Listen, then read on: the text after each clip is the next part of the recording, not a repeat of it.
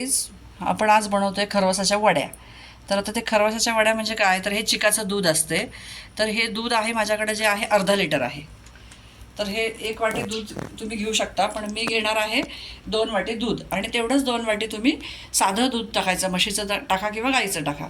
तर आता हे मी 1 वाटी घेतलं आहे. हे चिकाचं दूध मी याच्यामध्ये ओतते आहे भांड्यामध्ये. त्याच्यानंतर अजून 1 वाटी, म्हणजे अशा 2 वाट्या साधारण भरतील.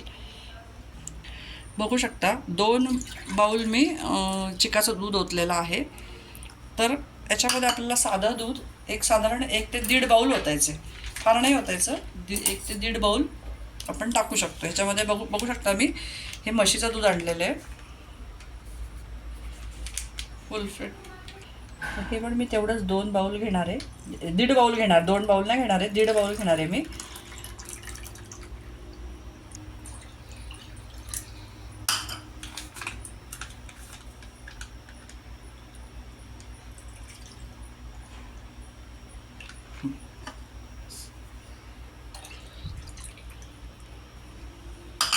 आता मी ते कच्चं दूध टाकावं लागतं त्याच्यामध्ये. आणि आता मी बघा, तुम्ही आपल्या आवडीनुसार साखर टाकायची. तर साधारण आपलं 2 बाऊल चिकाचं दूध होतं, तर मी 1-1.5 वाटी साखर टाकणार याच्यामध्ये. ही 1 वाटी आणि थोडीशी जास्त नाही, थोडीशी जास्त चवीप्रमाणे. तुम्ही पण तुम्हाला जशी गोड हवं आहे तसं तुम्ही टाकू शकता. साधारण मी 1.25 वाटी साखर टाकते याच्यामध्ये. थोडीशी साखर आपण ढवळून घेऊया याच्यामध्ये.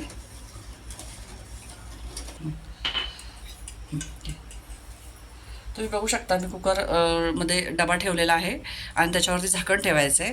आणि आता मी कुकरमध्ये करते म्हणून कुकरची मी शिट्टी काढते, रिंग काढत नाही आहे. पण तुम्ही इडलीच्या पात्रामध्ये सुद्धा त्याला उकडून घेऊ शकता, शिजवून घेऊ शकता. एक 15 ते 20 मिनटं त्याला शिजवायचा आणि 15 ते 20 मिनटानंतर तो तयार होतो. खूप मस्त शिजलेला आहे आणि वड्यासुद्धा खूप सुंदर पडतात, बघू शकता तुम्ही.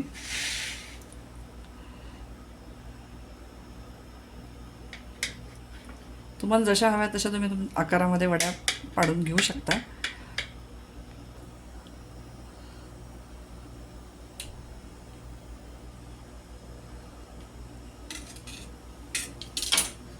नक्की ट्राय करा आणि मला कमेंट करून सांगा माझा खरवसाच्या वड्या कशा झाल्यात आणि तुम्ही कशा करता ते.